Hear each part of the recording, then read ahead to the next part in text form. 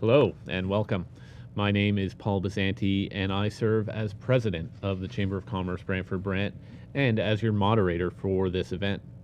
Our chamber is pleased to be the community producer for this program in partnership with Rogers TV. Today's debate features the candidates running for Ward 4 Councillor of the City of Brantford. Our community is facing a number of challenges and issues, and key to that will be leadership in ensuring our future prosperity. I congratulate all the candidates on their commitment to our community, and we look forward to an interesting evening. The candidates running for Ward 4 are, in alphabetical order, Dale Beamer, Richard Carpenter, Rob Ferguson, who is unable to join us today, Mike Goman, Chris Gutierrez, Linda Hunt, Janet Paul, Ray Petro, and Richard Wright. Our panelists this evening, joining me is Andy Straisfeld, member of the Chamber of Commerce Advocacy Committee. Greg Evans, a staff member of the Chamber, is our timer tonight. Each candidate tonight will have 2 minutes to make their opening remarks.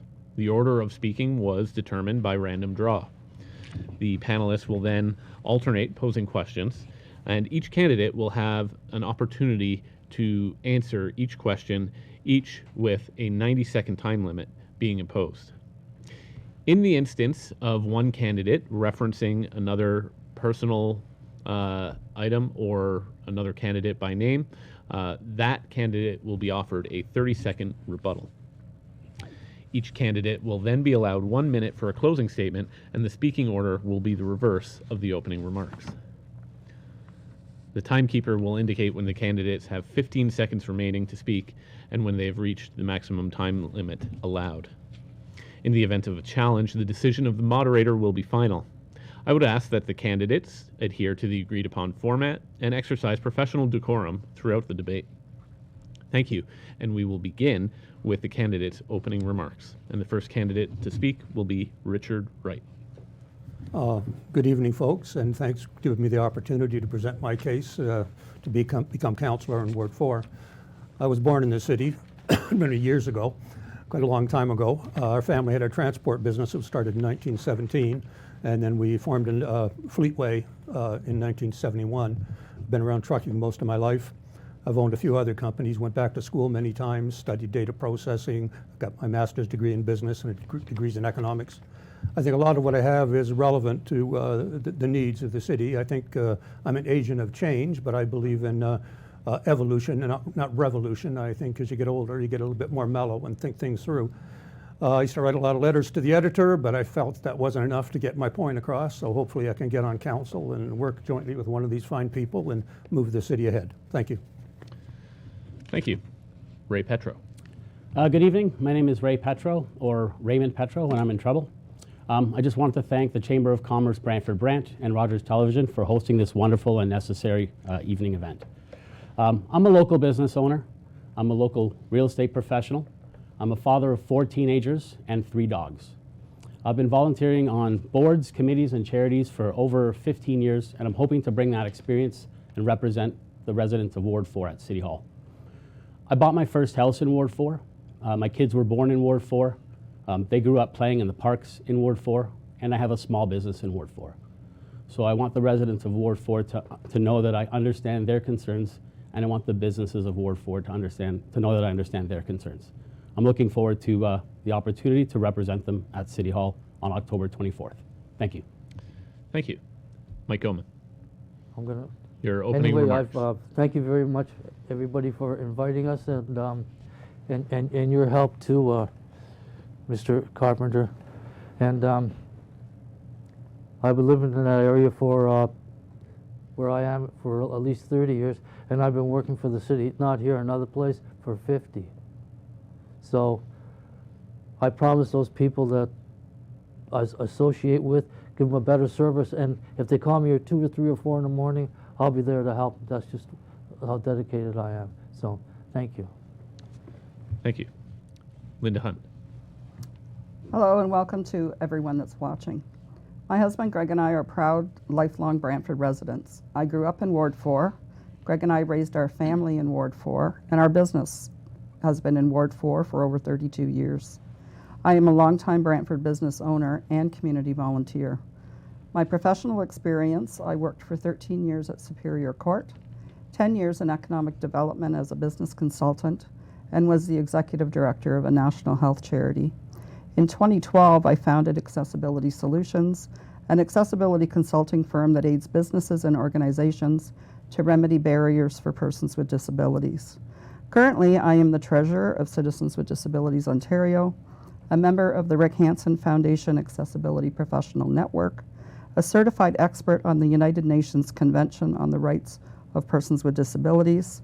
Over the past 30 years, I have volunteered extensively in our community, most notably with the Brant Community Healthcare System, the Ontario Trillium Foundation, over 20 years with the Brandland Neighbourhood Association, including being the lead in the 2012 redevelopment of JC Park and all of its accessibility features. 10 years with the Neighbourhood Alliance of Brantford. I co-authored the city's Neighbourhood Association policy. 5 years as chair of the Brantford Accessibility Advisory Committee, and 10 years in a leadership role with the Chamber of Commerce, as well as many other local organizations. In 2018, I was recognized with the City of Brantford Accessibility Award for my efforts to improve accessibility in Brantford.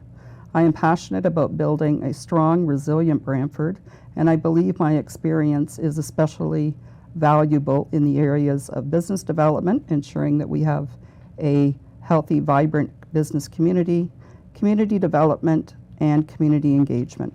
Thank you for the opportunity to introduce myself. Thank you. Dale Beamer. Hi, thanks to you and Chamber of Commerce Brantford-Brant and Rogers for having us here tonight. I am Dale Beamer, your Ward 4 candidate. I was born and raised in Brantford. I own business in Brantford for the last 20 years, plus years. For the last 4 years, I've been co-chair of amazing neighborhood association, East Ward Echo Place Neighborhood Association, and also part of the Neighborhood Alliance of Brantford. I'm proud father of 3 young girls, well, 9, 12, and 13, one with spinal bifida, which is the reason why I was late getting my campaign going, but I'm off to there now, and she's helping as much as she can too. And that's it. Thank you. Richard Carpenter. I want to thank the Chamber of Commerce and Rogers 20 and Expositors who is here for hosting this debate. It's an important debate. I want to speak to my constituents. I would like to thank the residents of Ward 4 for your support over the past. It's been both an honor and a privilege to work on your behalf. I believe that when you place your confidence in me by electing me to be your counselor, my job is to work for you. I do not consider myself a dignitary. I am a servant who listens to your concerns and works diligently to resolve any and all your problems you send my way. If for some reason an obstacle gets in my way, I continue to search for solutions till one is found, no matter how long it takes. We have had much success in getting things done in our ward by working together, looking for opportunity to resolve concerns. I care deeply about the work I do for you. I take great pride when we can resolve something that makes our community a better place to live, work, and play. I address your concerns as if they're my own. My compassion, enthusiasm, and love for the city drives me to live the job as your representative on council. You make the city a better place when you ask me to represent you by placing your trust in me.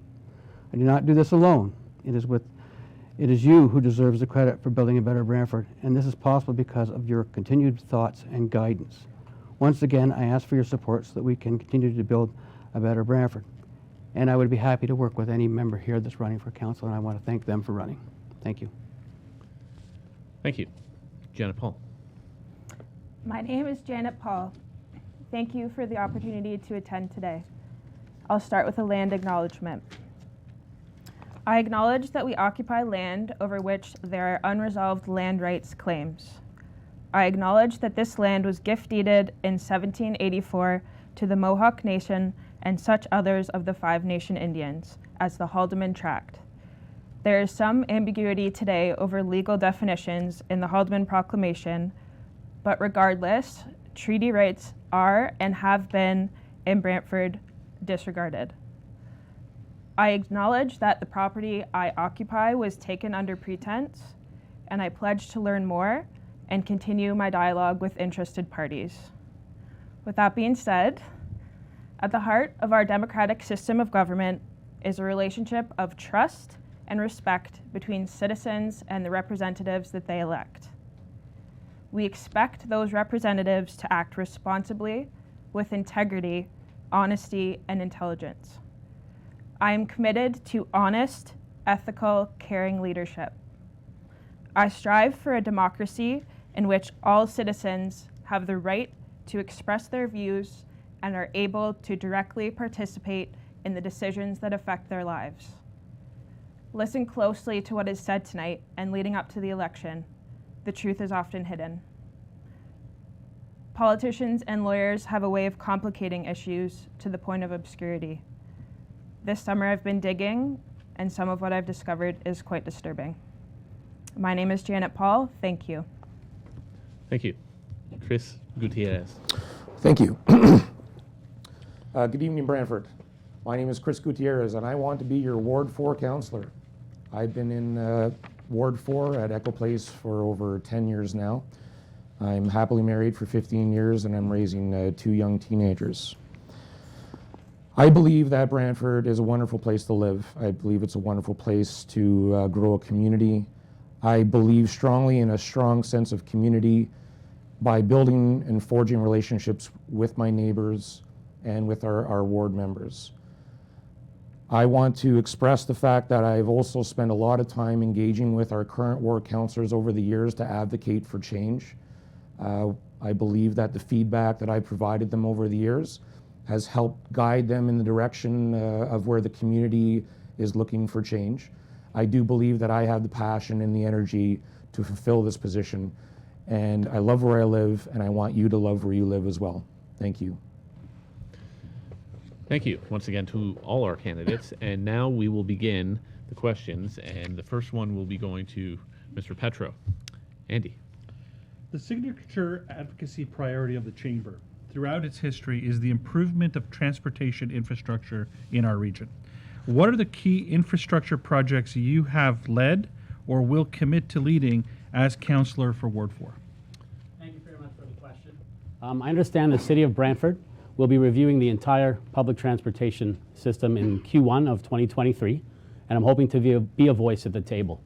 I believe that we can do better for our residents with our public transportation system, and I would like to include all the stakeholders that have any interest in transportation, such as the Chamber, the Grand River Council on Aging, the school boards, the universities, and more, to make sure that when we do overhaul our transportation system, it will best serve the residents of Brantford and of Ward 4. Thank you. Thank you. Mr. Goman on transportation infrastructure. I can't hear him. Sorry. You have to speak to them louder. The question is about transportation infrastructure. Can somebody turn your volume up, please? I can't hear you either. On roads, buses, infrastructure related to transportation. I don't want to pass on it, but I can't. Perhaps we could give him a copy of the... Well, that's maybe better now. Yeah. Thank you. Oh, signature. Transportation infrastructure in our region. Projects you have led or commit to leading as mayor. Well, I haven't done any key infrastructure projects. If leading as mayor, I haven't done any of that, sir. Sorry. Do you have any ideas about transportation? No. No? Okay. I'd like to learn, though. Thank you. Ms. Hunt.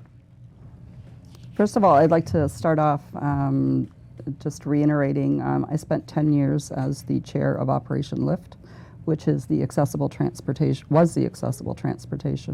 provider for the city of Brantford. So I have a significant amount of experience in the running of the specialized transit division of the city of Brantford.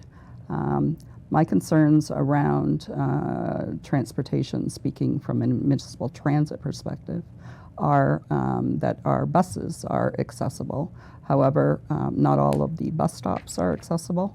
and certainly the routes for a person who's leaving their house to get to a bus stop to access transit is not necessarily accessible.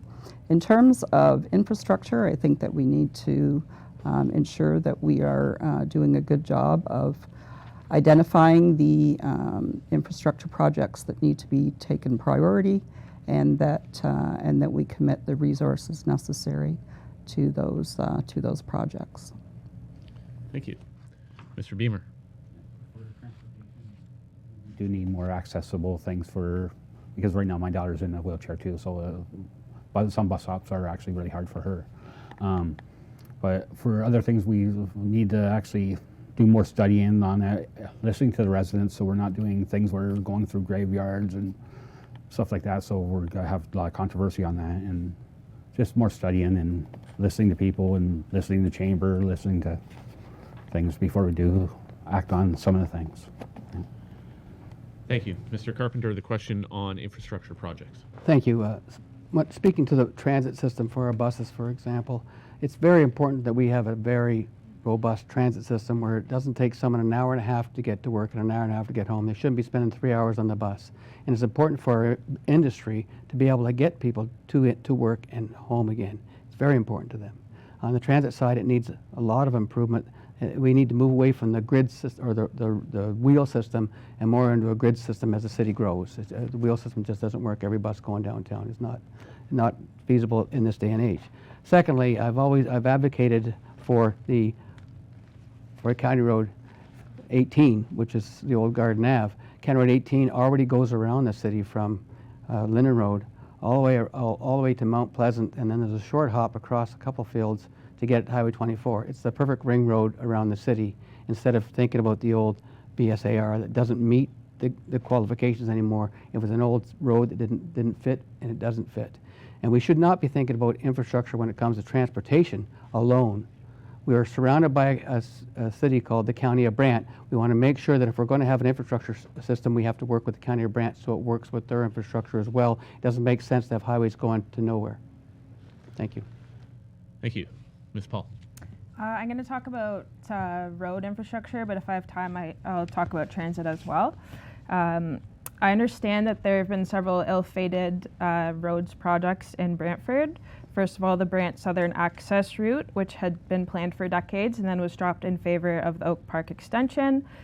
The Oak Park Extension unanimously failed to pass at council due to backlash from the community. I understand that the Oak Park Extension has been halted, but it hasn't yet been taken off the Transportation Master Plan or the city's budget. It's also my understanding that the proposed solution for better 403 access in West Brant is to extend Shellard's Lane westward to connect to Rest Acres Road and improve County Road 18 to the east, as Richard said. I'm in favor of removing the proposed Oak Park extension off of the Transportation Master Plan and future city budgets. I've been told that the solutions to West Brant's traffic issues are actually within Brant County. Therefore, it would be beneficial to do a joint transportation study with the county in order to determine the most practical course of action. I believe this has been done actually recently. It's been released, and I plan to investigate further if elected. I believe there's also, okay, thank you. Thank you. Mr. Gutierrez. Great, thank you. As soon as I became certified, I received an email from the association that handles the Oak Park Road extension. The only disappointing part I had with that site, they did not provide any solutions. They were only providing the issues that it would cause if we were to build a road along the river and a bridge over that river to get to the 403. It's difficult at the moment. West Brant has such a hard time getting out to the 403 through Brant Ave over the Lorne Bridge, and that is causing a lot of headaches and traffic congestion. I would like to hear some more solutions from that organization to see what we can do with the Oak Park Road extension. There is also the other option to take Conklin Road. There was a proposal to take Conklin Road to connect it with Phelps Road, which eventually turns into County Road 18, to get those residents out of the city from behind and down the Garden Avenue extension to the 403. So I would support that project. And as far as the Oak Park Road extension is concerned, I'm open to any suggestions that association may have. As far as transit's concerned, I would say that I've traveled all around Europe for years, and I've seen how public transportation can work. And I do find that we could definitely use a little more improvement. Have our GO train come directly to Brantford, that would be nice. And our buses aren't always convenient in inclement weather. Thank you. Thank you. Mr. Wright, last word on this question to you. Okay, I'd say I've spent most of my life working in transportation, taking courses of traffic management, and some of these areas that they're speaking about now are fairly recent to do with the Oak Park extension. But I've worked also extensively in with Operation Lift, and Linda was on the board there when I was there. And I gave up probably 8 or 10 years of Christmases, New Year's, every holiday imaginable, and I offered to work for free, but they wouldn't let me do it because they hired somebody else who had to be paid. I enjoyed working with people that had disabilities. I think that they're entitled to some assistance due to their condition, which could happen to any of us at any point in time.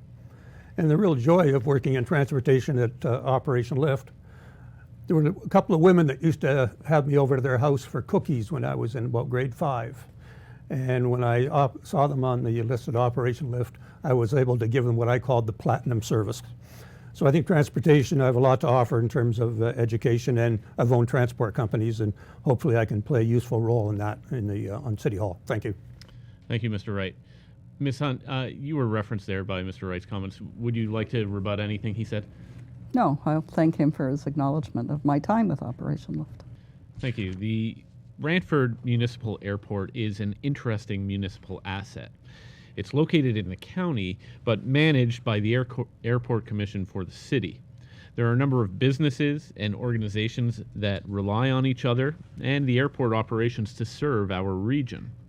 How can the city support the businesses and education communities that use the airport while capitalizing on the opportunities available at the site?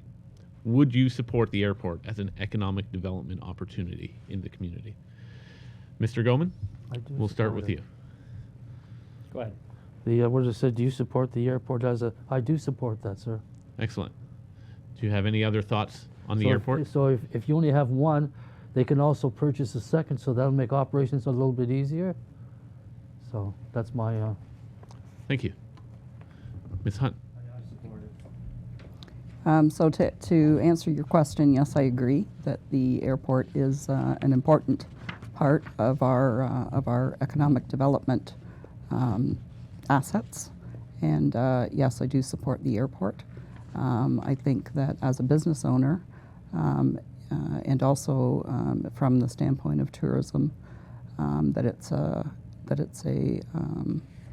asset that the city and council should be supportive of. Thank you. Mr. Beamer. Hi. Yes, I would be supportive of Brantford Airport because I'm a little bit biased again with my daughter that has spinal bifida. They actually have a thing when they have the, well, pre-COVID, they had a thing called Flight Deck where they took children on for a little ride on the planes, and Stephanie, my one with spinal bifida, got to go on the ride, and that was very important part of her life and everything. So that was special for her and me and her family and things like that. And for economic development, yes, it's a great opportunity to actually build more businesses out there, and it's a great asset. Excellent. Mr. Carpenter. I think I've proven over the last 4 years that I'm not in favor of ever selling any assets that the city has. If we think about what's going to happen here with the county and the city of Brantford, are, you know, the two cities growing together were the last two cities in the Greater Toronto Hamilton region, you know, which goes from Oshawa all the way around to Niagara Falls. The growth that's going to happen here in the county and city is going to be phenomenal. And if we look at what's happening in Kitchener, with Kitchener having an international airport, and Hamilton's international airport as well, the airport is going to be a long-term economic driver for this community, very important for us to have. And the opportunity is more with the county because they build industrial parks along the Rest Acres Road right next to the airport, which make the airport even more important to have. So it is an economic driver, and some would think that we could do something more with the airport. We've just sort of formed a partnership with the county where actually the county's letting us, paying some of the money. We pay them like $90,000 a year in taxes for the airport. Well, we own it, but they're paying that money back. And we have to form a partnership with the county, with the airport, and that means respecting each and every member of that county council as well as when it comes to the airport. So we can always grow the airport, and it's going to be a long-term benefit for the community, like so many other assets that we have. We have to think about what are we going to look like here 50 years from now, not 5 years from now. 50 years from now, what is this whole region going to look like? And we've got to manage it so we have a community that we all are happy and proud to be living in. Thank you. Thank you. Ms. Paul. Unfortunately, I don't know a lot about the airport here in Brantford, and the other candidates have made some great points, and I'm sure there's some more great points to be made. So instead, I'm going to take this opportunity to talk about another municipal infrastructure asset, the Mohawk landfill site. The dump is Brantford's most valuable infrastructure asset. About 85,000 tons of waste is sent there each year. At that rate, the landfill will have reached its capacity by 2064. According to the city's 2021 financial statements, the cost to close and maintain the landfill will be nearly $100 million. The option to expand the dump does not exist, as the land immediately adjacent is reserve land.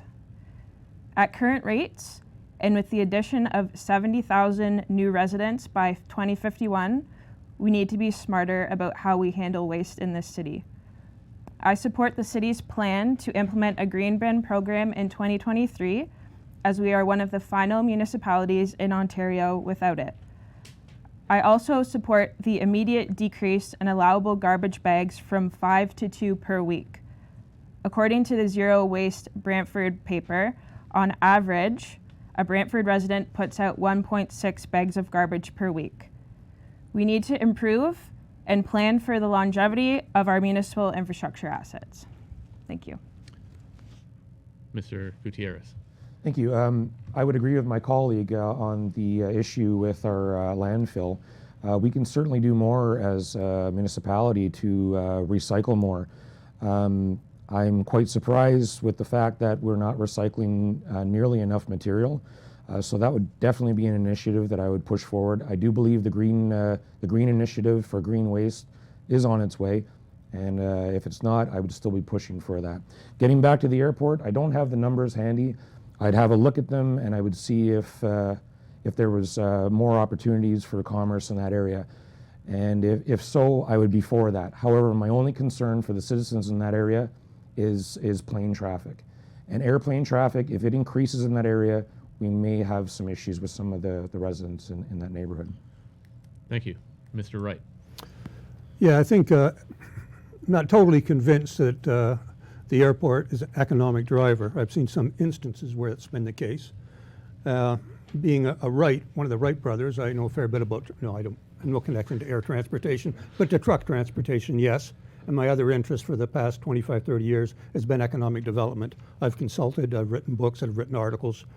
I would have to be convinced that it's an important economic driver. It can't be for some industries, but you go to locations in the United States where an airport will be surrounded by 1,000, 2,000 companies that are located close to the airport because it's important to their delivery cycle that they want to get their products out of the airport as quickly as possible. So the airport that I know in Brantford, that I've known most of my life, I don't see it as being an important economic driver. Sorry. Thank you. Mr. Petro.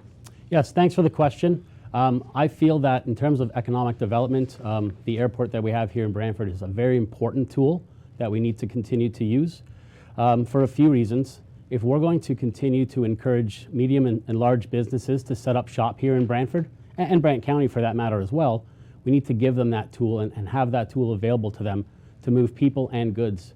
The highways system in the province of Ontario is just getting busier, and it's becoming expensive to transport goods. So for us to take this tool away would be, I think, a terrible idea from an economic development standpoint. I also want to add that Orange Helicopters, I believe, is the name of the company that transports emergency victims to and from emergency sites and to larger hospitals. They use the airport's helipad to transport emergency victims to hospitals like Hamilton Health Sciences and Toronto. And I don't feel as a growing city, we should be taking that tool away from them either. Thank you. Thank you. Next question, Andy. Okay. Residents and businesses in Brantford-Brant move between city and county and other municipalities surrounding the city without consideration about ownership of roads. However, significant gaps remain in roads and in public transportation to employment lands and surrounding communities. Will you commit to developing a regional transportation master plan during the next term of council, working with our neighbors and the province to plan for accessible transportation options, including improving GO and VIA service? Ms. Hunt, we'll start with you. Yes. I think that it's very important that we collaborate with all of our neighbors regarding a regional transportation plan when we're talking about developing roads, because the flow of traffic does not stop at the city limits.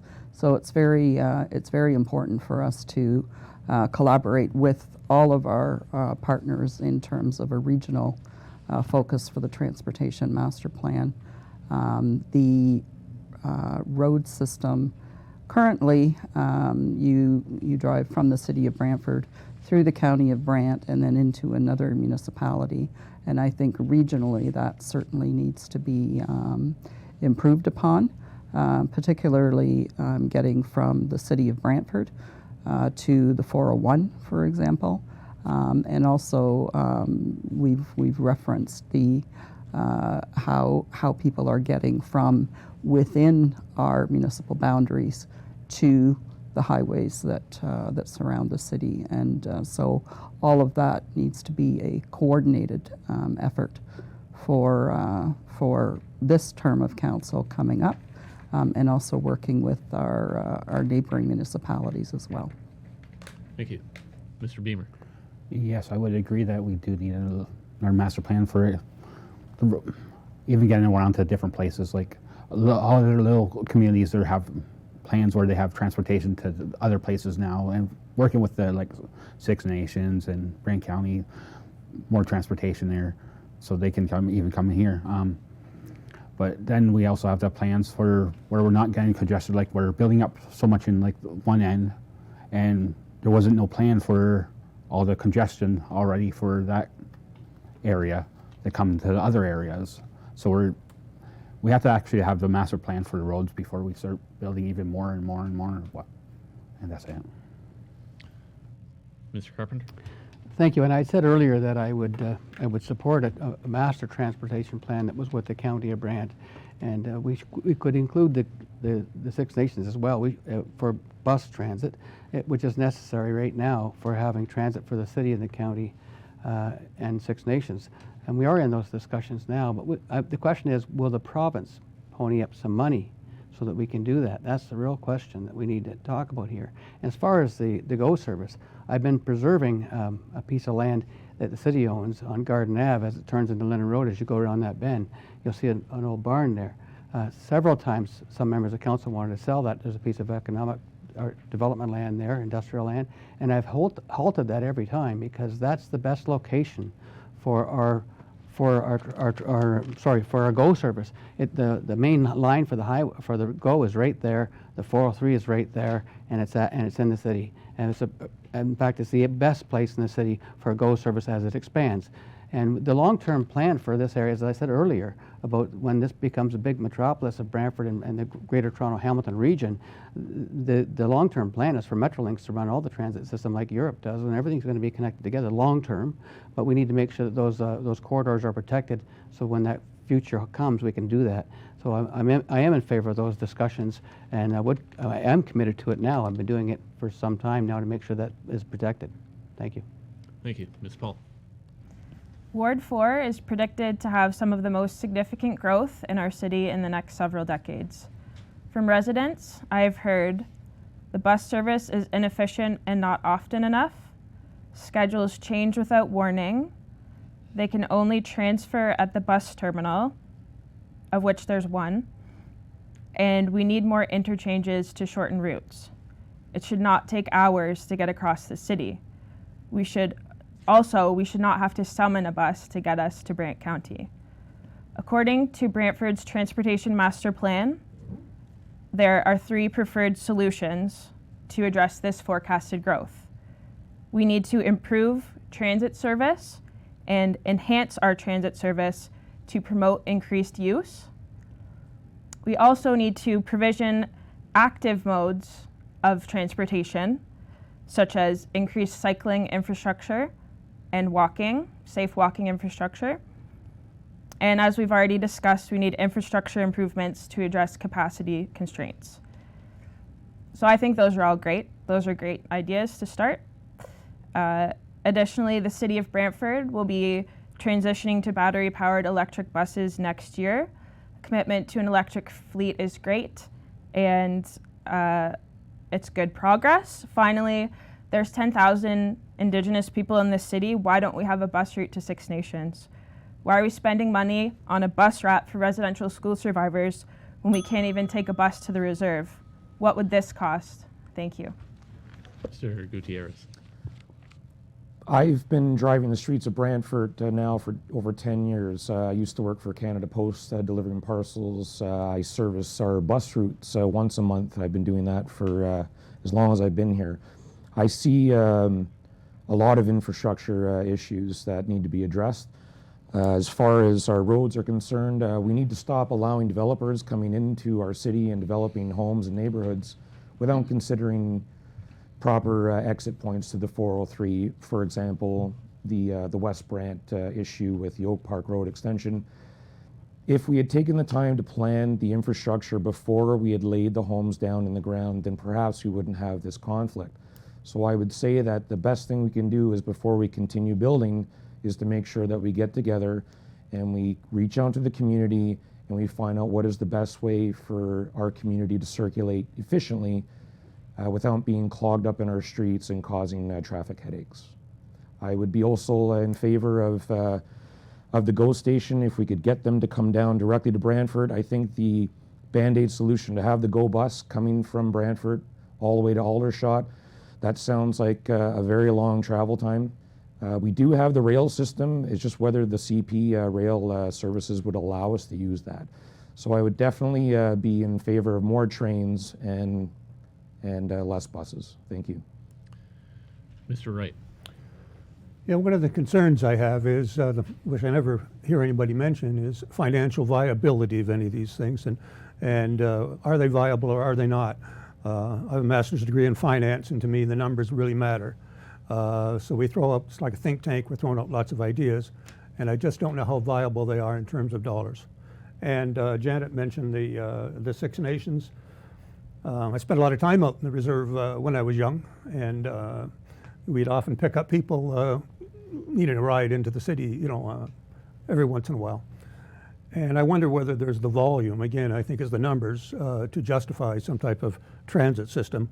I know there was a point that Operation Lift tried to cover the whole county in vast distances, and it wasn't viable. There wasn't enough to keep the buses busy, so they discontinued it. And those are the things that concern me, is the numbers of some of these things, and I just don't think they're thought out yet. That's it. Thank you. Before we go on to you, Mr. Petro, Ms. Hunt, would you like to rebut the comment about the viability of a bus route to Six Nations? Yeah, Miss Paul. You call me Miss Hunt. My apologies. That's okay. That's a valid point. We would have to study to see what the actual need is for this bus route. I've heard from Indigenous people that they would like this route, and as I mentioned, there's 10,000 Native people in this city, so to me the numbers seem like they're there, but you're correct. I don't know off the top of my head how many people need that service. That's a good point. Thank you. Mr. Petro, over Yes, to you. thanks. Great question. As I mentioned earlier, the city is planning to revisit the entire public transportation system in Q1 of 2023.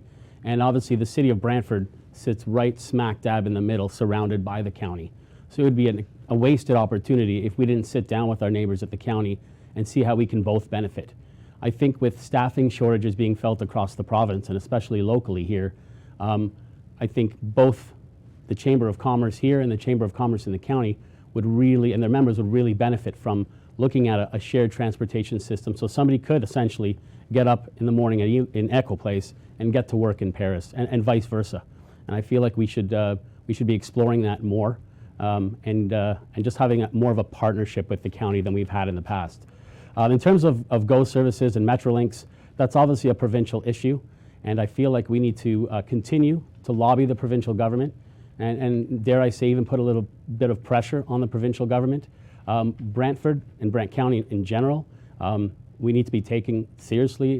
We are growing at an exorbitant rate, and the province, we're on the province's radar, and we need to use that in our benefit and to our benefit as a region in general. Thank you.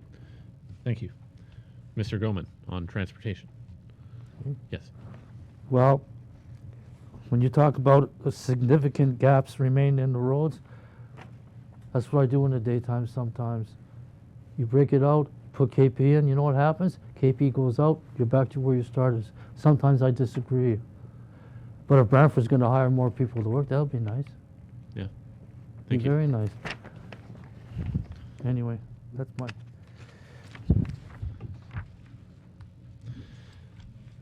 Moving on to economic development. The city's economic development portfolio is diverse, and it includes more than just the traditional commercial and industrial sectors. Arts, culture, heritage, tourism, all sectors that are economic drivers in the community. As a ward councillor, what would you do to enhance the city's commitment to the arts, to culture, to heritage, and tourism? And Mr. Beamer, we'll start with you. More heritage, because again, I was born and raised in Brantford. I'd love to see some of the original buildings and everything still here. Right now it's changing, and it has to change. Things do evolve. So for the arts and all that, we already got the university, I think, is an arts university and everything, so that's growing the arts community and things. And there's little artisan shops growing everywhere. We need to actually get more little shops for them available, and we also still need more industrials for jobs for the other people too. So I would help most of them get through the red tape, like, to start up their business, because there is a lot of red tape still. And that's it. Thank you. Mr. Carpenter. Yeah, the culture and the tourism aspect of economic development is an important part of our economic development plan. Now, as far as the theater goes, we've given that off to Wilfrid Laurier to do that in their new place downtown. But we have a tourism center that's empty now, and it's a perfect location for a cultural center. I mean, look where it is. It's right on the highway. It's right on Wayne Gretzky Parkway. It's a unique building, and it's empty. And if we wanted to invite the culture to grow here, there's an opportunity to do it right there. But I think there's a group at council that will see that as an opportunity to sell something. Something that's unique, and I think we should be taking that as an opportunity to grow our culture and our tourism, not shrink it. Tourism doesn't belong at the Gretzky Center when you go and get your pool ticket. It belongs right there where we built the center in the first place for that reason.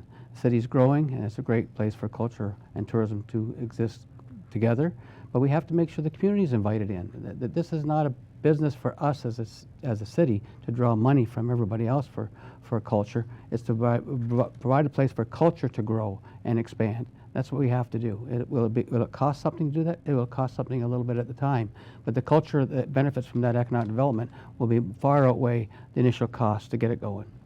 Thank you. Ms. Paul. Arts, culture, and heritage are a vital part of city life and our life in general. In Brantford, we have great cultural resources, natural resources. We have the Grand River Trails, great, not really connected. Wayne Gretzky is from Brantford, so that's another cultural thing that draw people here. I also want to talk about the role of downtown. This has been on council's minds for a long time, and we have our downtown priority plan. Ultimately, downtown is the heart of the city, and this should be reflected. Culture, architecture, natural heritage, it can all come together downtown. We have the Grand River right by downtown. We have old buildings. We have tons of history here. Brantford is a very old city. We have lots of things to promote here. But in a city where people are afraid to go downtown, we've failed. It doesn't make sense to make massive investments into beautifying our downtown before we address the real and valid safety concerns. In the priority plan, there's a few options to promote safety, increase the presence of special constables and security, explore the feasibility of additional safety initiatives such as cameras and lighting improvements, and also to explore the feasibility of additional traffic safety measures. So ultimately, culture is about the people. We need to bring the people together. There's no culture without people working together. Thank you. Thank you, Mr. Gutierrez. Over the past couple of weeks, I have been walking door to door throughout our ward and gathering all sorts of information from those who have answered the door. One of the residents in the south end in Echo Place had mentioned that it would be nice to have more commerce built up along Colburn Street East. Currently, we have motels and car mechanics. And I agree with this resident that it would be nice to have more amenities along Colburn Street East, shopping centers, restaurants. So that would be one initiative that I would push for. Now, the north end as well, walking through there are some amenities that are a little bit closer, like the Linden Park Mall, but perhaps to reach out to the residents to see if they need a little bit more in the north end that's a little bit closer than the mall would be definitely something I would engage with. Mr. Wright? Yeah, I have a lifelong interest in most things cultural. My wife and I took a lot of cruises and would usually go to New York City and Boston and spend time in the art galleries and really enjoyed that. And I think in many ways we've been deficient, but I think in this city, but I think there's been a lot of enthusiasm. But for some reason, the enthusiasm doesn't seem to be enough. I can think of a brother-in-law who was involved with, I think the organization was Dufferin Theaters, and they put on plays. He was mostly doing his plays outside of Brantford.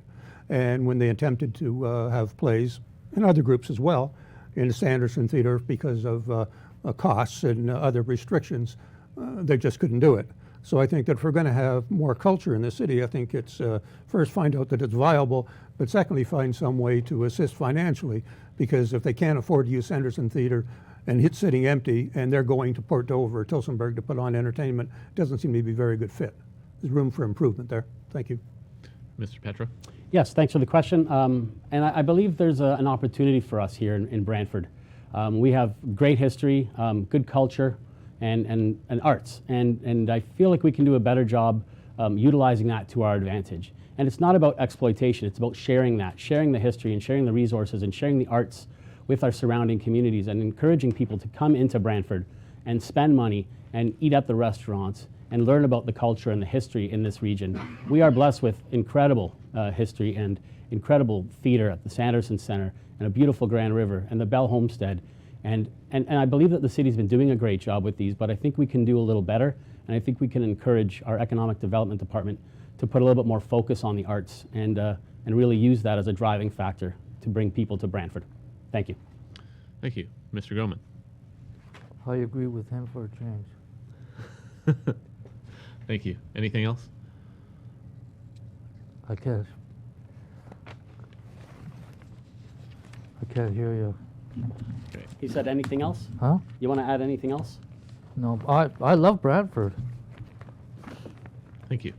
I'm still curious about the other question. How come we don't get along with the Six Nations? Can I ask that question? I'll be asking the questions today.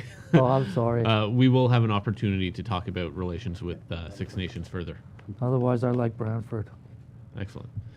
Ms. Hunt on arts and culture. Could and I, tourism. oh, yeah, I was going to say, could I just get you to repeat the question? Sorry. Certainly. The general sense of the question is arts, culture, heritage, tourism as an economic driver in the city. What would you do to support or further that?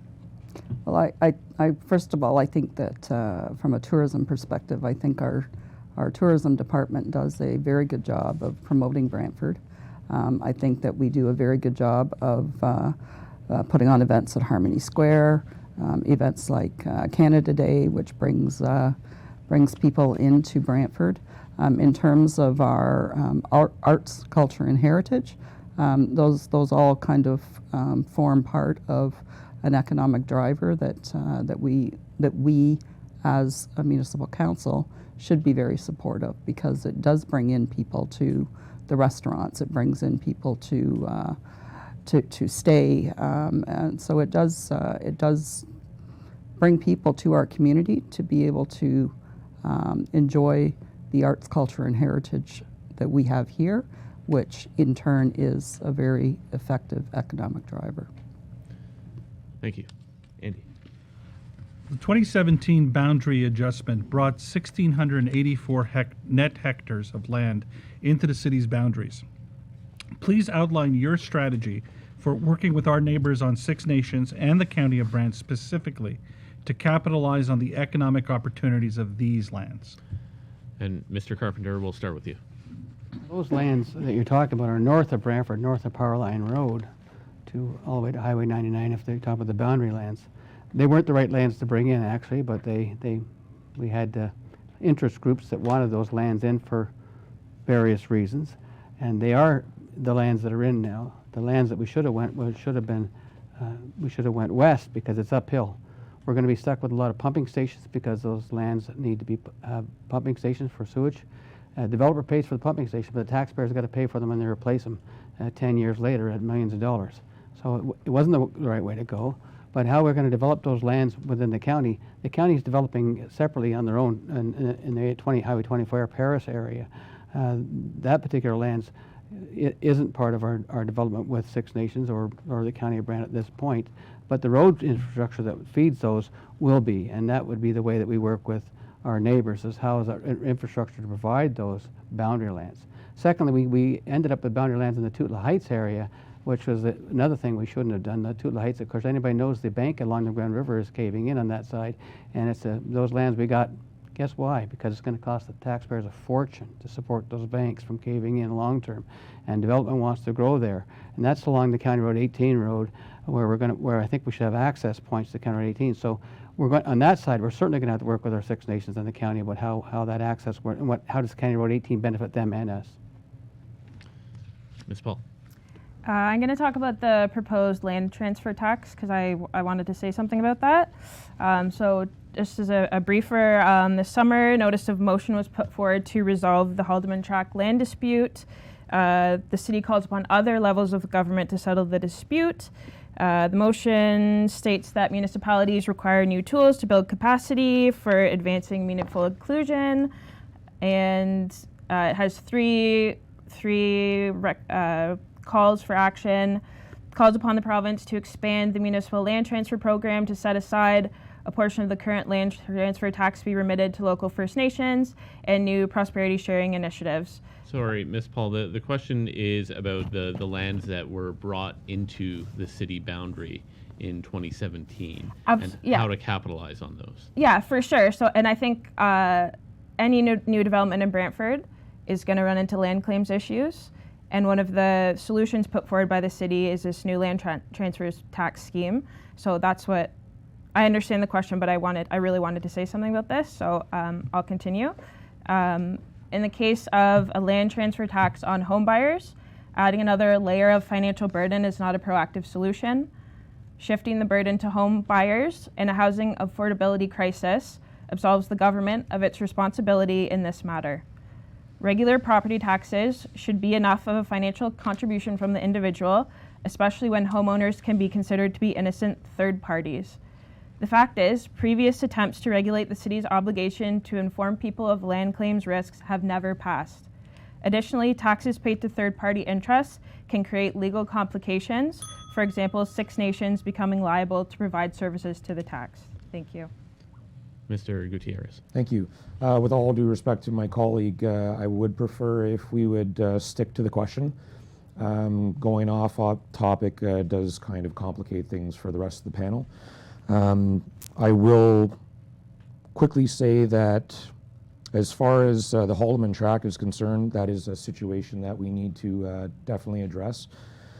I was supportive of the mayor when he wrote a letter to the provincial government asking to have some of that land transfer tax put towards the Six Nations. So to your point, Mr. Gutierrez. And then getting back to The Yeah. original question, which was basically, you'll have to repeat it for me, sorry. Yes. So the original question is Okay, to no do problem. with the lands that were brought into the city boundary in Yes, thank you. 2017 and how to capitalize on them. Yes, okay. The city planning department has had plans for years now for the north of Powerline Road land that has been purchased. I'm very pleased with what they're doing, the work out there. I've been to several meetings where they've showcased and they've engaged with the community to ask them questions about how they'd like their schools to be built, where they'd like their community centers to be built. They're at least doing the infrastructure planning before they build the homes. So I believe that the north end, or wherever you build homes, there's always going to be infrastructure issues like sewers and water and utilities. I think that's going to be anywhere. But the north end has been purchased, we're going to build it, and we're going to do it well. No, you had a chance to speak. Mr. Wright. Yeah, I have a problem when we start talking about annexations and accommodating lands from the county and all the traffic problems that we have. It seems to be getting worse. I think of the first 10 houses I went to, 7 of them had problems with traffic. I think a lot of it has to do with, I mean, what do we get out of these annexations and these expansions? I spoke to somebody who's on council now who said when we build a new home, every new home we build, we lose money. And then if it's further from the city core where utilities cost more money, we lose more money. When the cost of dollars go up, we lose more money.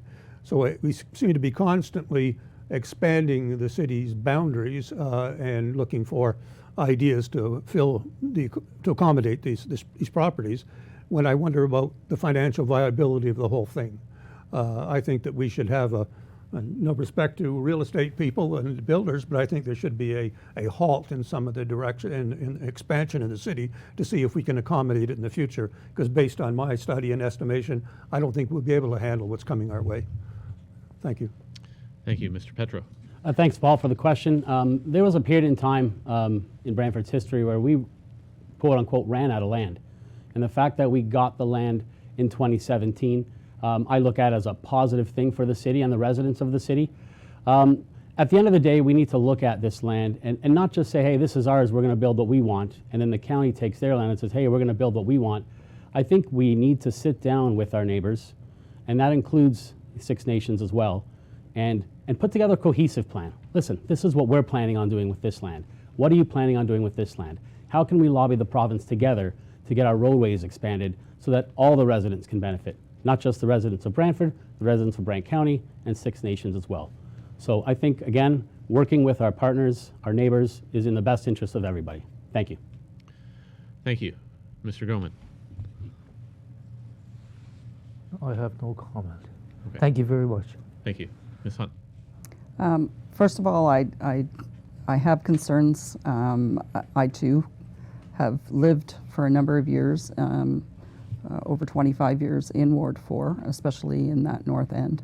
I do know that plot of land that is going to be likely another subdivision or two is going to create traffic concerns that certainly need to be addressed ahead of any development of the lands. The other concern that I have from the standpoint of affordable housing, and specifically affordable accessible housing, is that I think that we need to capitalize on the fact that there's an opportunity to through the building department to allow for planning for not just single family homes that are built in most subdivisions, but really considering the demographics that make up our municipality and what the requirements of those demographics are. So not everybody moves into a single family 2-story home and is able to stay there. And so I think that it's an opportunity for us to increase the inventory of accessible, affordable housing and also address the needs of our aging population, which does require a place to stay. And it's not necessarily a 2-story, 4-bedroom house. Thank you. Mr. Beamer. On the same thing as transportation too. We have to study the transportation area of things. So we have to talk to the Brant County, go in cooperation with Brant County and Six Nations for the transportation of any new areas in things. So we having traffic jams everywhere still. And for the rest of it, I have not really studied that part yet, so I really haven't got an answer on the part. Thank you. Moving on, downtown Brantford is an evolving entity, and revitalization is more of an ongoing process than it is a destination. How would you propose to work with the Downtown Brantford BIA, the Chamber of Commerce, and businesses to improve the environment for businesses and services in the downtown specifically? And we will begin with Ms. Paul. I kind of touched on this earlier. I will revisit my answer from earlier.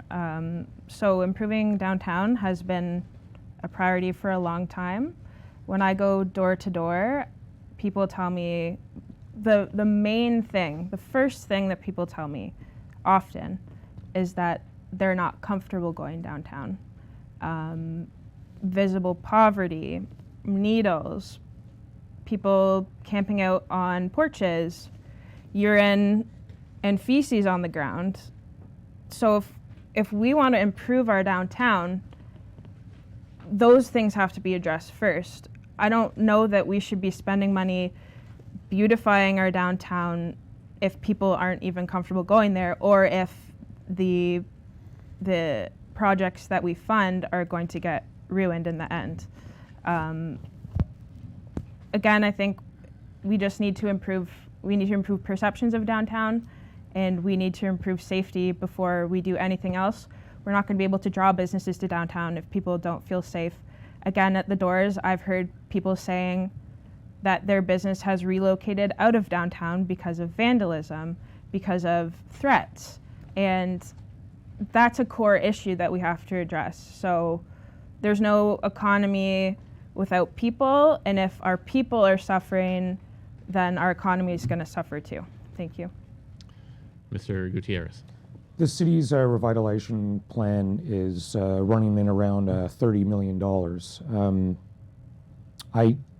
Talking to my constituents, they're telling me that they don't agree with investing money to revitalize the downtown because they feel there's no point. You can build the Ritz-Carlton in downtown Brantford, but no one will come until we deal with the drug addiction and homelessness issue. So I do not support the revitalization or any more improvements with our downtown at this time. Mr. Wright. Well, this is a topic near and dear to my heart. I've been studying, well, anything to do with economic development, but particularly core developments. I moved back here from Toronto, where I taught college at Humber, and actually one of the my co-instructors moved back to Brantford as well. Barry Street, I should mention his name. He was one of my co-teachers. He had a barbecue one day, and he was telling about all the wonderful things happening in Brantford. He was originally a Brantfordian, and he told me about the convention center that was coming in, a new hotel downtown, and on and on and on. I think that sort of sold me on returning here. Since I've been here, I think it's probably $400 or $500 million that have been devoted to post-secondary, to the mall, to the Massey building, and I figure about 15 different buildings unrelated to post-secondary, and another 15 buildings in post-secondary. And it's not a large property downtown by compared to most cities that I've been to. And what do we have to show for it? The other day, Justice Gethin, if I got his name right, had a few adjectives for downtown, and they were all pretty grim. So I guess you don't get much for $500 million anymore, and I think that a lot of people in Brantford are upset. And I liked what you had to say, Mr. Gutierrez. I think people are saying enough because they're not seeing any return, not even a poor investment for some of these, but no investment, no return. Thank you. Mr. Petro. Thank you. It's a well-known fact, or at least He referred to you, but he wasn't debating a point you were making. Okay, thank you. I was just saying For clarifying, thank Yeah. you. Thanks. Well, it's a well-known fact, or at least it ought to be, that a vibrant, healthy city has a vibrant, healthy downtown. There's no need to overthink it. We already know this fact. So it's of my opinion that we need to encourage people not only to visit downtown and leave, but we need people to eat, sleep, work, and play downtown. A vibrant downtown means a vibrant city. And it's as straightforward as that, in my opinion. Thank you. Thank you. Mr. Goldman. I don't know. I have no.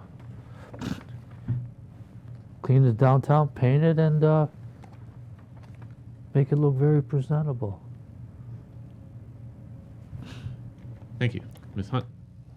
So I'd like to acknowledge the fact that probably 35 years ago, I lived downtown, I worked downtown, I walked to work, and in those 35 years, I have seen countless incentives and programs all aimed at cleaning up the downtown. It unfortunately comes, in my mind, we need to address the root cause, which is community development, ensuring that our community programs and social services are addressing local needs. And in order to revitalize the downtown, we do need to address the safety, the homelessness, the mental health, and the addictions crisis, which are unfortunately most evident in the downtown core. So that's, I think we really need to support not only the work of our community services department, but also our community partners that are working in that space as well, addressing those issues. Because I do agree that our downtown needs to be a vibrant downtown. But as I said, in 35 years, I've seen countless programs and initiatives that have been a Band-Aid, and so I think yes, it's addressing that core issue. Thank you. Mr. Beamer. In downtown, one of my first businesses were in downtown Brantford, and at that time it was not too bad. Then I seen it go down. Then it started, the incentives that the City Hall did went up a little bit. But now, right now, they have to clean up the homeless and druggies downtown, unfortunately, right now, and that's what's the major problem with a lot of people not wanting to go downtown, because there is needles everywhere. There's broken glass anywhere. There's feces. I do a free food giveaway. Well, I don't. Organization I volunteer for does a free food giveaway down there, and we couldn't even use one area because of all the broken glass and all the needles in the one area. And until that's cleaned up, there's no amount of money you're going to push on the downtown to bring people down there until then. And that's it. And over to you, Mr. Carpenter. Well, the downtown problem, as I call it, has been a problem from the beginning when we tried to say we're going to reinvigorate the downtown and make it a commercial center. You know, it originally was a highway through the city, and of course commercial attracts itself to the highway. That's why you see Linden Road, King George Road full of commercial. Commercial always follows the highway. We can't force commercial into a spot it doesn't want to be, and that's never going to be downtown. Commercial is never going to be successful downtown on a large scale. But can it be a community hub for entertainment and for community arts? It could. But the thing that with downtown, we have to clean up as already been mentioned, the addiction and the homelessness. But we can't, we've hired some special constables to do that, but all that does is push those people into the neighborhoods that surround the downtown. And that's what's already starting to happen. And then we get concerns in Ward 4 being pushed up Coburn Street. We hear it all the time. So that's not the answer either. So the drug addiction and homelessness issue is a separate issue, but it has to be tackled.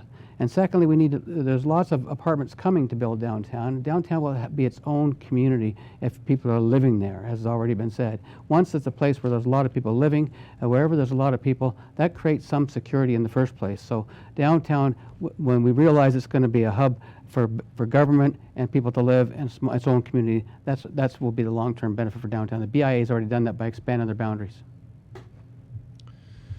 Thank you. Andy. All right, so we move into the getting to know you portion. This is what the voters and viewers are looking for. So the city of Brantford is nearly a $250 million corporation.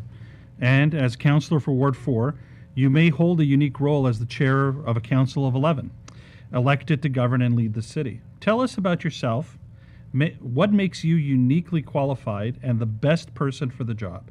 Why do you want to be councillor for Ward 4? And we'll start with you, Mr. Gutierrez. I want to be councillor for Ward 4 because I'm very concerned about the safety and security of our ward. I have volunteered for the Citizens on Patrol program with the Brantford Police Services a couple years ago, and that was an enlightening experience to be able to see how the police services function, how they handle crime in the neighborhood. Again, my biggest concern is the safety of our citizens in this city. And as far as development is concerned, we can do anything that our mind puts us to complete development, but until we deal with this social opioid crisis of ours, we will not be able to accomplish much. So the reason why I'm running for Ward 4 is because I want people to step outside of their home and feel safe and not go to sleep at night worrying that someone's going to kick open their door or break into their car on a regular basis. That's why I'm running for Ward 4. Thank you. Mr. Wright.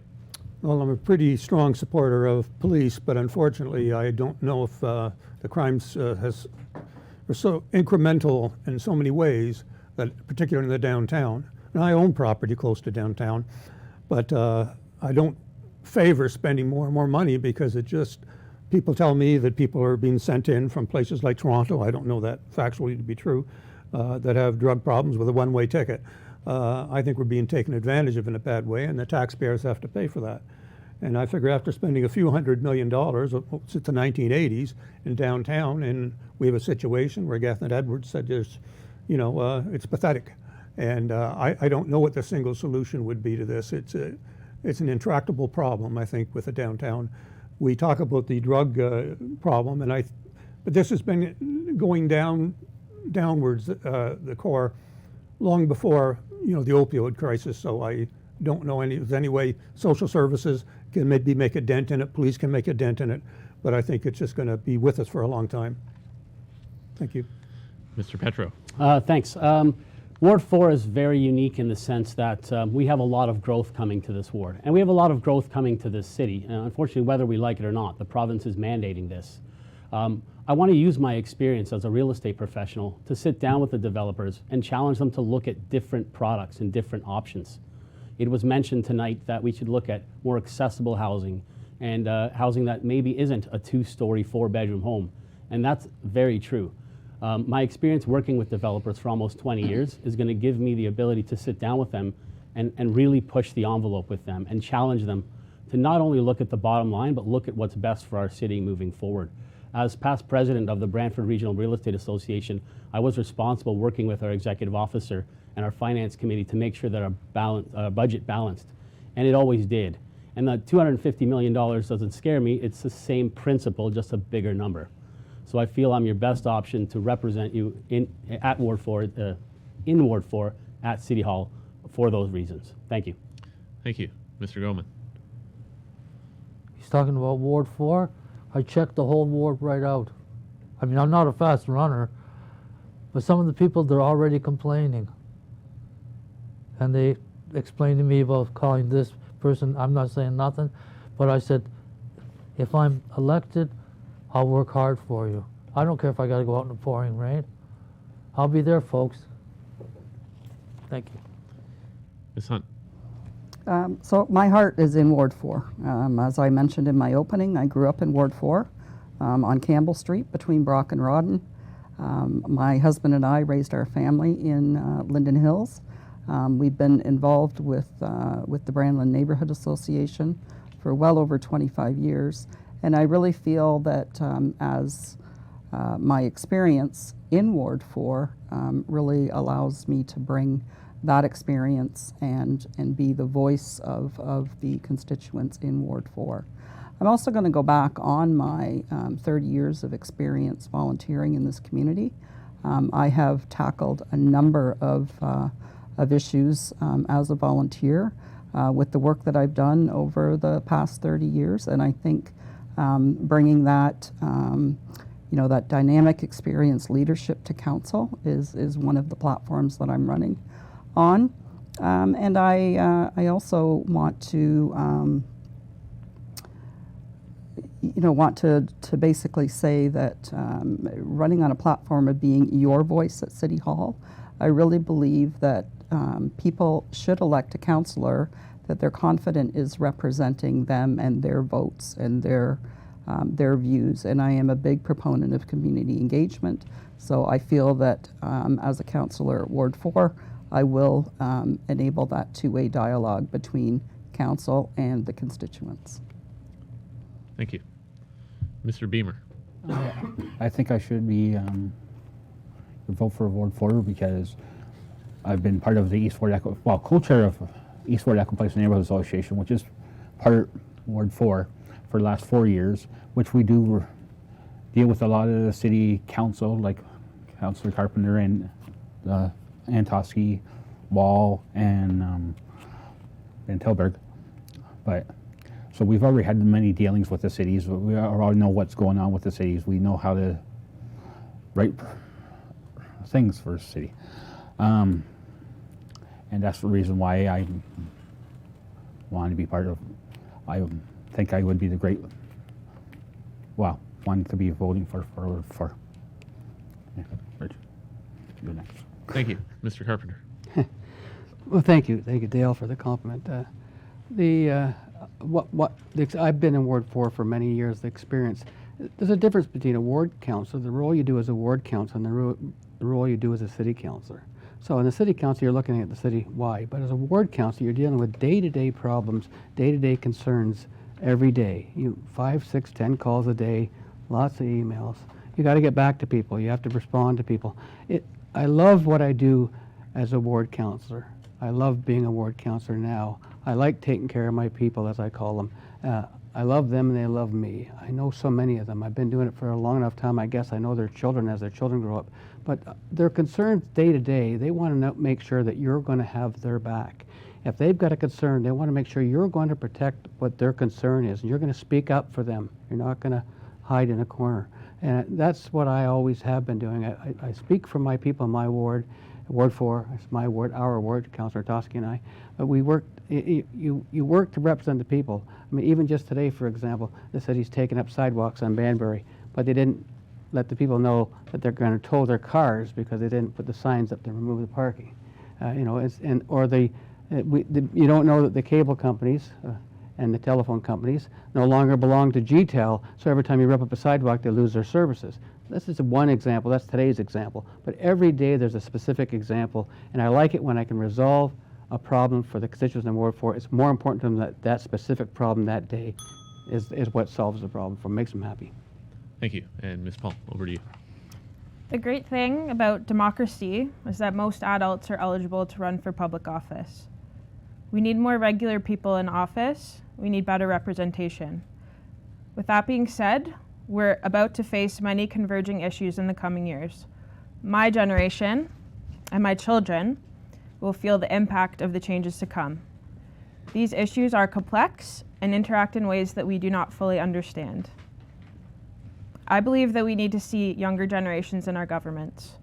In Brantford, 13.6% of residents are between the ages of 25 and 35, my demographic, and this is the largest population pool of all ages. Citizens 20 to 40 represent over 1/4 of our population, but where are these voices on council? Where are the visible minority, Indigenous, female faces on council? I don't see many, if any, other candidates in my age group. I don't see many women candidates. Shout out to Linda for being here. One issue lies with the fact that I and my children will be facing the consequences of decisions made today, while many of those who make those decisions will be long gone before the effects are felt. Another issue is that how does a council that doesn't represent me represent my wants and needs? We need younger, technologically savvy, educated, forward thinkers in government. Electing me, Janet Paul, is a step toward a better future for the next generations. I'm prepared to learn new skills, adapt to a changing environment, and focus my wit on the tasks at hand. Thank you. So while the last question had to do with the why should we vote for you, this next question is about how. Please expand on your top priorities outlined in your opening statement and how you would advocate for them. And we'll start with you, Mr. Wright. Top priorities would be a pretty long list, but I would say I would consider, from my own personal preference, curtailing growth until we find ways to better handle it, because I'm hearing at the door, traffic, traffic, traffic. Economic development, I'm supportive of the people that are there. I've heard good things about the people there. I think I can share a lot of my knowledge because I've worked on this all my life. Transportation system, very important to me, because if people can get a job but they can't find a way to get there or can't afford to get there, then they have a problem. So I'd say transportation, economic development, finance, definitely, a master's degree in business and finance. Make sure that what we undertake is viable. And I think too often we ignore viability and we just go ahead with ideas. And that's why $400 or $500 million has went into the downtown core and we have nothing to show for it. Thank you. Thank you. Mr. Petro? Yes, thanks for the question. I just want to preface my answer by stating that my priorities are the priorities of the residents in Ward 4. I've been lucky enough to engage with hundreds of residents in Ward 4 over the last few weeks here at the doors, and they've been very vocal and shared their priorities with me, which as an elected official become my priorities. And the number one thing I'm hearing at the door, bar none, is traffic calming. People are absolutely fed up with the speed in our residential neighborhoods. They're putting our pedestrians at risk, other motorists at risk, and dare I say most importantly, our children at risk. So we need to look at different solutions. It's clear what we're doing isn't working. We need to take some bold actions. We need to work with our police department. We need to work with city staff, and we need to make some changes so that people just slow down and respect the neighborhoods and their neighbors. Another thing I'm hearing at the door is our downtown. And although I'm up in Linden Hills and down near Mohawk Park, everyone's concerned with the safety and well-being of the residents downtown, the homeless people downtown, and downtown's economic situation as a whole. So I think regardless of what ward any of the councillors are elected to, I feel it's important for all of us on council to come together and make the downtown core a priority. Thank you. Mr. Goman. People in Ward 4 are very important to me too. Actually, when I'm driving through that ward, if I see something not wrong, I'll stop. I'll even stop and help a woman take her groceries across the street. That's how much I love that unit. And then they come and tell me the problems. I stand there and listen. I said, if I can ever do anything, I'll help you. I don't mind at all. And I always tell them how nice their house is, So. Thank you. Ms. Hunt. Love you guys. So I'm passionate about building a strong and resilient Brantford. I believe my experience is especially valuable in the areas of business development, ensuring that we have a healthy, vibrant business community in our city, and that business community is supported by City Council. As a business owner in Ward 4 for 32 years, I can certainly relate to the concerns of the business community. I also want to speak to community development, ensuring that our healthcare, our community programs, and our social services are addressing the needs of the residents in our community. And community engagement, I think it's important to understand that residents have their voice heard at City Hall, and that is an open two-way dialogue for them.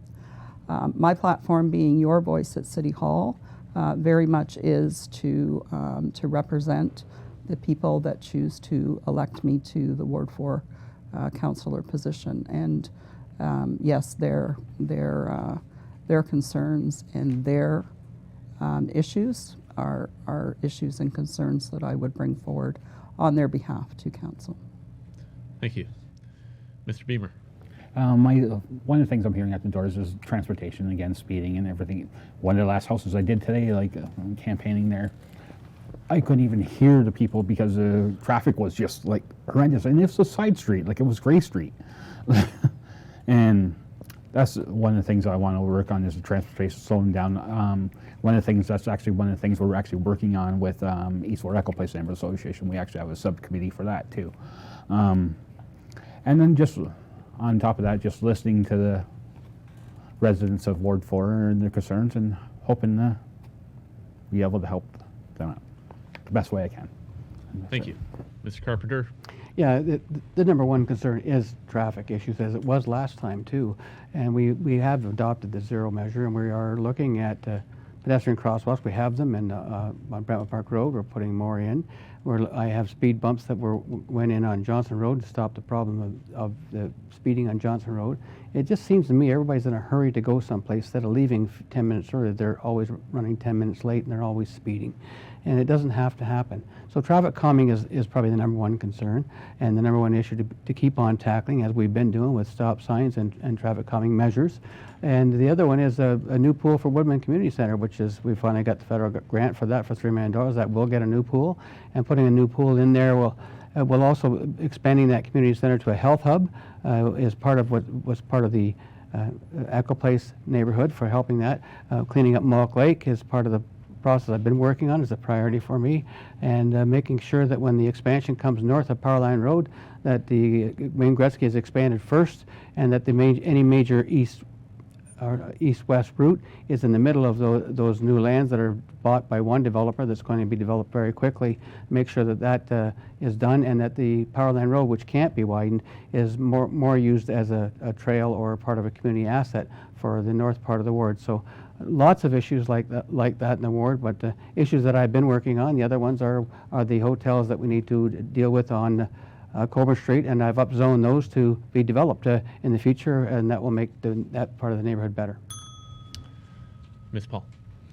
So a lot of these other topics are things I've discussed at the doors as well. I'd say one of my top priorities coming into this election, before even going door to door, is sustainable urban growth. And I did a master's level thesis on sustainable urban growth in 2017. We all know that we're in the middle of a housing affordability crisis. Brantford is estimated to add nearly 70,000 new residents in the coming decades. If we're going to accommodate this growth, development is really the only option. Historically in Ontario, developers have reaped the rewards of developing suburbs without much liability for the initial or long-term infrastructure funding. Development charges rarely cover the full costs of providing these services. As we grow, we need to grow smarter. I propose to amend zoning for all commercial and retail properties where possible to allow for construction of 1 to 3 stories of residential units up. Regulate inclusionary zoning, which means that developers must set aside a certain percentage of units to sell at or below market value, or rent, sell or rent. I think we need to expand our intensification corridors / strategic growth areas to include all major transit routes. And finally, we need to regulate low impact development stormwater management practices in order to address environmental concerns regarding new development. This would include such things such as permeable pavement, vegetated rooftops, rain gardens, and rain barrels. Thank you. Thank you. Mr. Gutierrez? Well, the city already has an initiative to build medium to high density houses, and as far as the laws are concerned, that's always been in place with the amount of green space that you need to leave when you're developing. Getting to my two issues, yes, walking around the neighborhood, speed is number one. That's why I'm advocating for speed cameras. Those speed cameras, that pilot project that we set out as a city, came back with some really good data. I want to see speed cameras in all of our school zones. And I want to see speed dynamic signs placed around the city so that they're reminders for people that are going well over the limit. And we're still waiting for our red light cameras, 10 of them, I believe, to be installed in this city.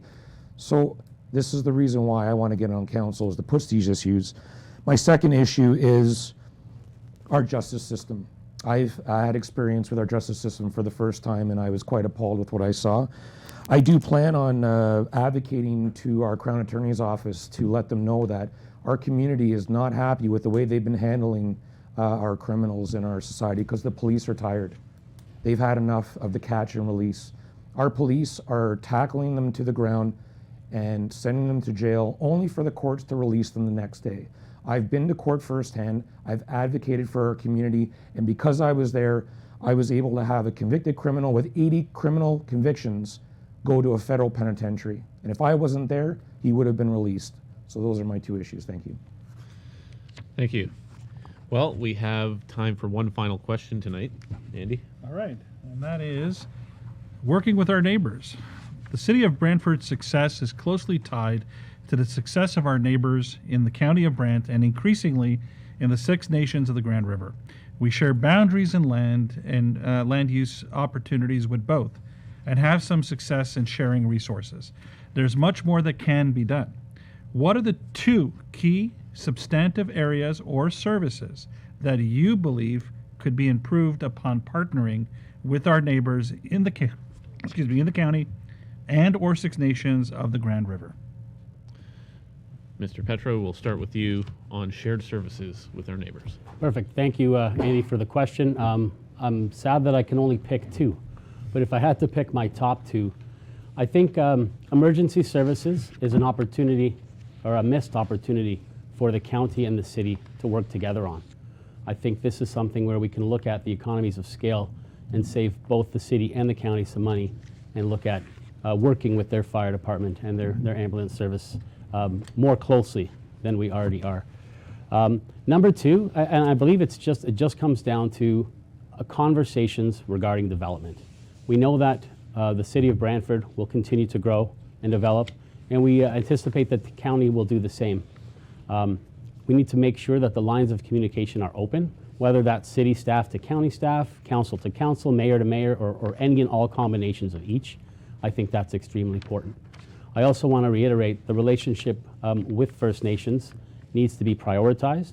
They need to be a voice at the table on all matters, in my opinion, and we need to respect the land that we're on right now. Thank you. Thank you. Mr. Goman? Police services and emergency services, very important, and the constituents. Thank you. Constituents once said to me, "Who comes first here?" I said, "You do, because I'm standing in front of you." True enough.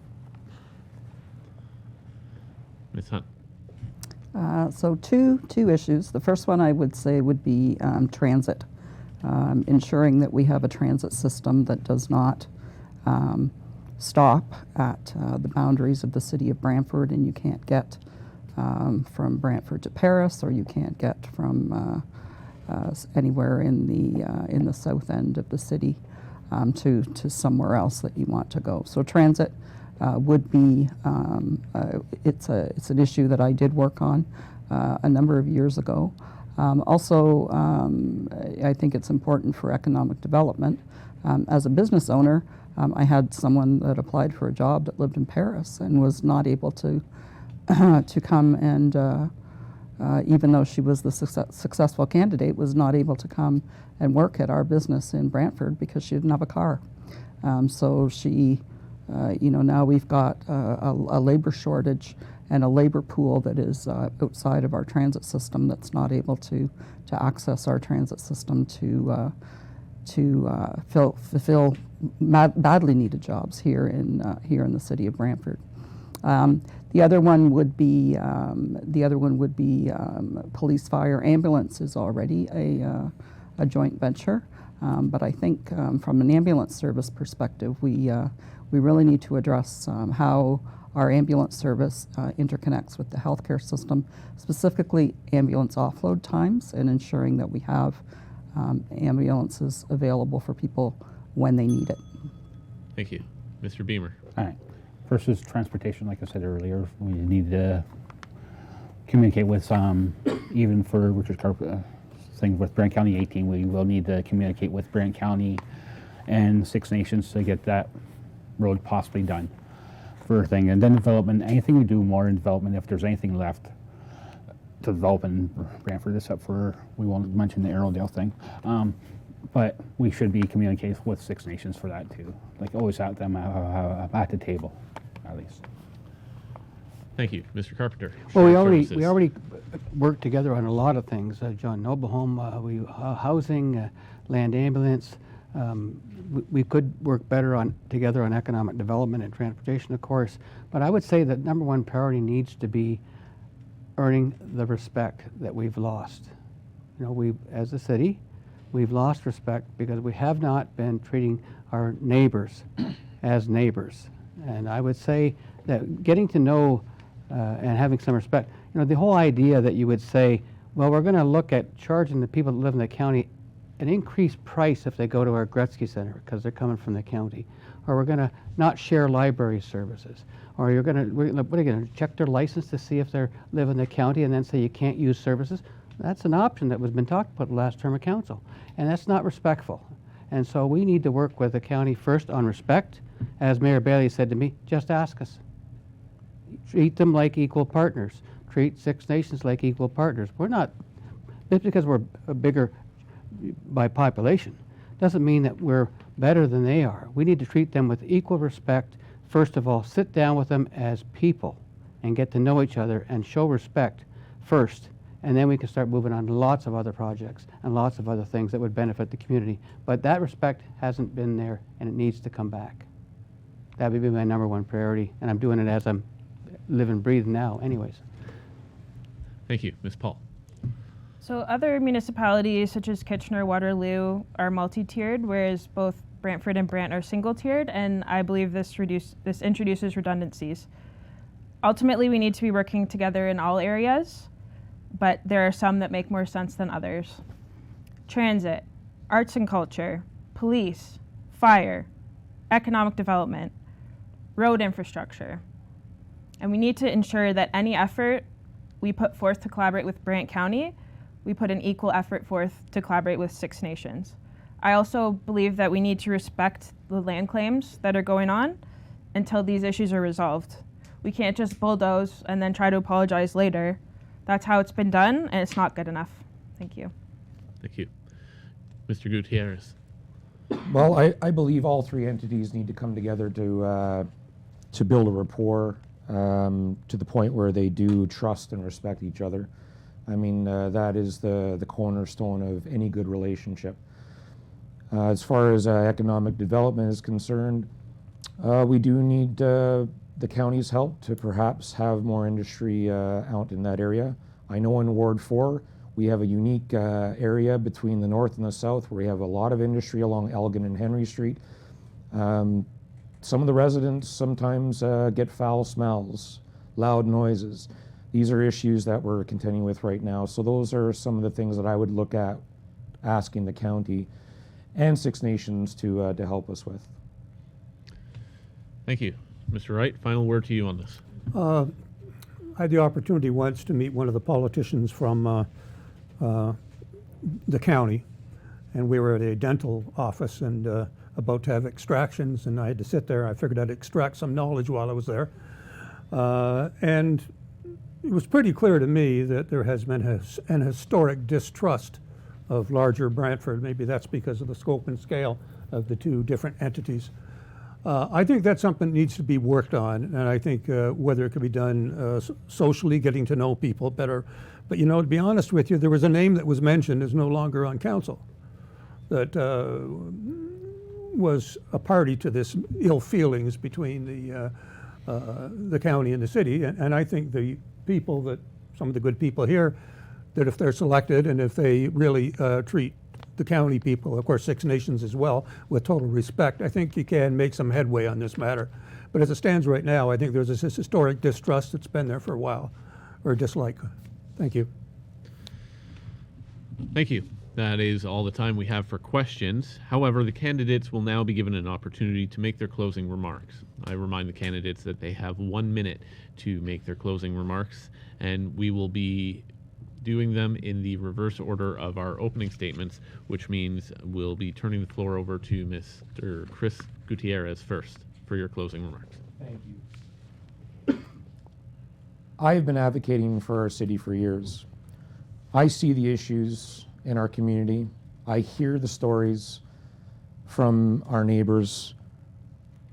I want nothing more than for people to be happy with where they live.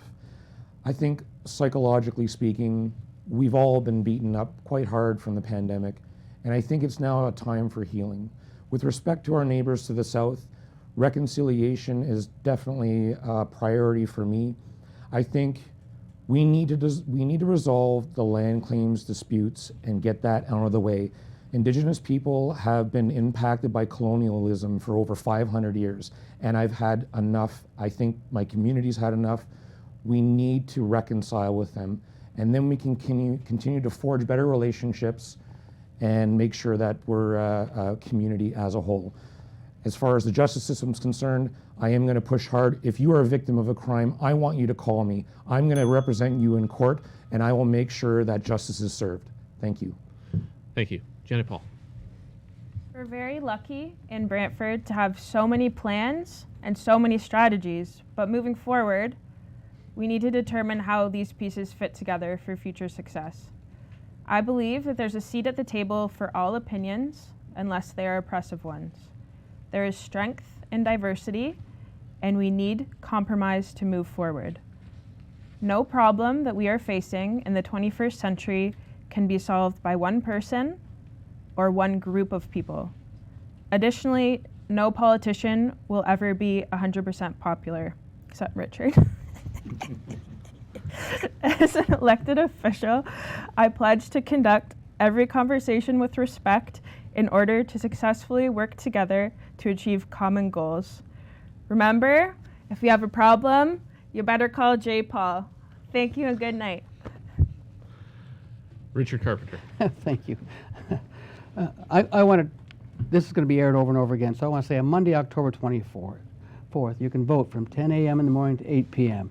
In Ward 4, you can vote at Brandland School, Banbury Heights School, Hope Christian Church on Buchanan Drive, Best Western, or Woodman Community Center. Online voting begins October 3rd through the 24th, 10 to 8. You can just Google the city's site for that. Wednesday, October 12th to Saturday, October 15th, we have advanced polls from 10 a.m. to 6 p.m., and that's Wayne Gretzky Sports Center and the Civic Center. And you can also get all the information from brantfordvotes.brantford.ca. And I want to say thank you to all the candidates, my colleague candidates. They put their name forward. It takes a lot of courage to put your name forward and a lot of work to go to the houses and speak to the people. And if I'm successful, and you're successful, I'm happy to work with you. But if you're not successful, I'd like to meet with you anyways and find out what you learned and what I need to know that you learned that I maybe didn't learn. And if I'm not successful, I'd like to do the same with you. I'm just very proud of everyone that put their name forward. Thank you very much. Thank you. Dale Beamer. All right. Ward 4 in Brantford is a great community that I would be proud to represent. The people who live here deserve a strong voice at City Hall. That's why I'm running for Ward 4 councillor. I'm committed to making a difference in the city and always to put the people of Ward 4 first. As councillor, I will be accountable and dependable and will always work to find the best solutions for the issues facing our community. I believe that transparent communication is the key and will always make myself available to listen to the concerns of Ward 4 residents. I'm passionate about Brantford and the potential, and I will work tirelessly to make Ward 4 an even better place to live, work, and raise a family. So vote for me for Ward 4 councillor on October 24th. Thank you.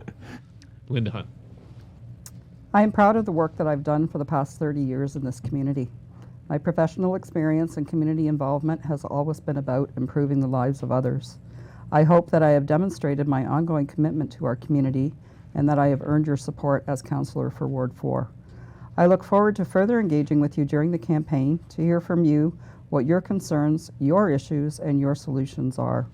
Traditional door-to-door canvassing does pose a barrier to me, so I invite and encourage you to reach out and connect with me directly. I envision an open, inclusive, barrier-free city where all residents have the opportunity to be active and engaged members of their community. I am passionate about building a strong, resilient Brantford. On October 24th, vote Linda Hunt and bring dynamic, experienced leadership to council as your Ward 4 representative. I promise to be your voice at City Hall. Thank you. Mike Goldman. I know you asked the questions around here, Mr. Big Boss. How much does it cost to join the Chamber of Commerce? The Chamber of Commerce is a organization that supports businesses locally. Hear ya. Sorry. The Chamber is a partner with Rogers today to make this event accessible to all residents, and we're happy to do it. Okay. Ray Petro. Yes. Thanks to the Chamber of Commerce, Brantford-Brant, and Rogers for hosting this event. I think all of us really do appreciate the opportunity to just speak to the residents of Ward 4 and the voters. I do want to take this opportunity to thank everyone that's put their name forward in this election, not just Ward 4, but across the city. It takes a lot of courage. We take time away from our families, loving every minute of it, but I do want to thank everybody that has put their name forward. I think it's very important that we recognize that. If I'm successful and lucky enough to serve the residents here in Ward 4, I would be happy to serve alongside anybody here tonight and anyone who couldn't make it tonight. I'm looking forward to working with somebody and most importantly, representing the residents of Ward 4.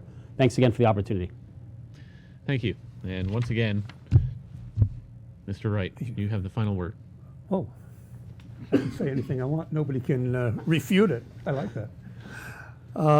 Many years ago, my father started the separate school baseball league, and I was 8 or 9 years old. And of course, now when we do things, everything's big league and a lot of money. I played in the first game. They had no bases. They borrowed some.